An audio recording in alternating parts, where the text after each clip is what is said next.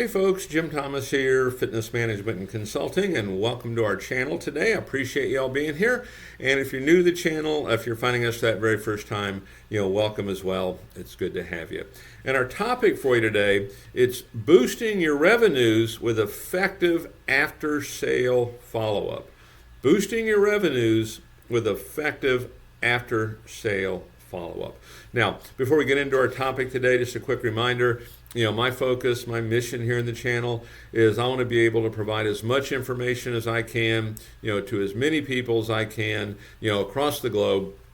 And the best way I can do that is when you choose to subscribe to the channel. So if you've not yet done so, please take a moment, hit that subscribe button. We appreciate it.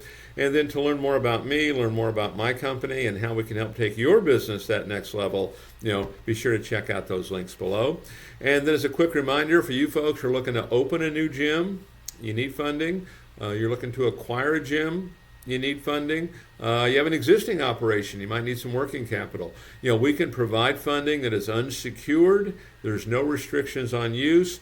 And the basic qualification for that program, it's a 680 credit score or better in all three credit bureaus, Equifax, Experian, TransUnion, and a minimum income of $50,000 per year each of the two previous years.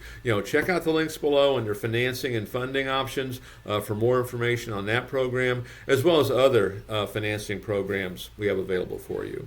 So with that said, let's get into our topic here today, and it's how to boost your revenues with effective after-sale follow-up. And so one of the common mistakes that's made is the sale, the new enrollment, it becomes a one and done.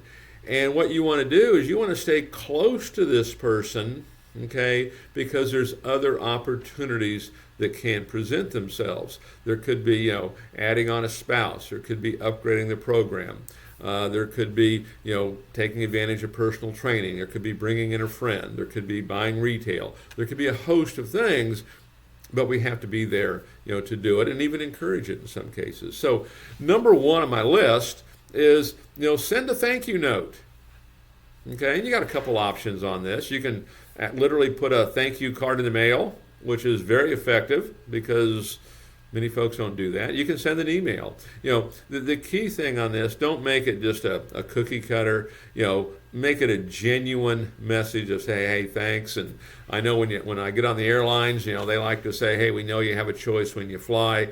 We appreciate you flying with us. Kind of the same thing here. So get in the habit of saying thanks. What you're trying to do is stay in contact with these folks, because members, I realize that they're not new ones now coming in, but this is all part of your database for follow-up, that the better job you do at that, you can get a really strong referral base going. Number two is, check in. Check in. And here's what I mean. From an onboarding process, what we'd like to see a gym do is we'd like to have processes and programs in place that encourage your new member to use your gym 20 times first 60 days. 20 times first 60 days. Because what we've seen to be true is that your members that use your gym 20 times first 60 days, these are the ones that stay the longest, okay? These are the ones that are with you year after year after year potentially, as opposed to a quick follow-up. So stay in touch with your folks. Be encouraging them to come in. Have incentives and have different reasons for them to want to show up. You can reserve a class spot for them, whatever that might be, okay? So check in with them. We want them to use the gym 20 times first 60 days. Number three, we want to keep the lines of communication open. We want to keep the lines of communication open. And that's really what the whole idea here is we want to make sure we're talking, with these folks. Because, a lot of times, if you didn't get referrals at point of sale, maybe you can get them now. If you didn't, if you weren't successful at the second sale or third sale at point sale, maybe now you can do it, okay? Maybe now you can talk about, bringing a spouse in, or maybe now you can talk about, upgrading.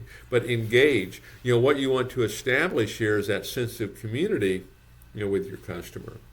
Number four, I kind of touched on this a little bit, but think second sale. Think second sale. And so I'll give you an example. A person joins, Okay, and the second sale might be something like this. We're going to congratulate them on making a decision to get started, and you might ask them, and Mary, how would you like to get your results twice as fast? Well, sure, how do I do that? And then you might show them your group programs or your private one-on-one programs. It's a second sale. They're there. Hey, maybe they want to buy something else. Because what you want to know, just from a customer standpoint, about 20% of all your customers, they will spend more money if you will simply ask. And so it's a good idea to do this at point of sale. If you have success, great. If you don't, when they're coming back in, when you're talking to them, hey, did you give any more thought, to the private one-on-one? Did you give any more thought to the couples program? Did you give any more thoughts to our group programs? And it's easy. Okay, nothing overly strong or anything. Just a matter of bringing it up, because the idea is we're trying to help solve customers' problems. That's what the idea is. And so be thinking second sale. Second sale could be an upgrade. Maybe there's a higher program. Maybe you want to add on a family member. Okay, and then number 5 on my list is making sure that we're asking for referrals. Now, depending on how you do it, okay, you can do it at point of sale, you can do it later, but for sure you want to make sure you get it done. And the whole secret behind asking for referrals, it's the same thing as everything else we do. We want to solve problems for folks. Why would someone want to bring somebody in? If you got a workout partner, come in more frequently, have more fun, push yourself harder, you can kind of show off a little one-upsmanship. I mean, you see that stuff on social media frequently, but a lot of reasons that people would want to bring somebody in. The key thing on the whole referral thing is you don't want your customer to feel like you're asking them to bring in someone to join. Okay, just bring them in, show it off. Okay, and at some point you want to make sure that they're getting information, whether it be through a new member email or you're covering it at point of sale, but make sure they understand what the guest policy is and how does that guest policy work, and then help to invite them, because what most of these folks are doing as soon as they leave, I mean, they're making a post telling all their friends, okay, what they just did, and so they have folks they'll bring in. What you want to do is make sure we're asking them from a standpoint of helping them solve a problem at some extent.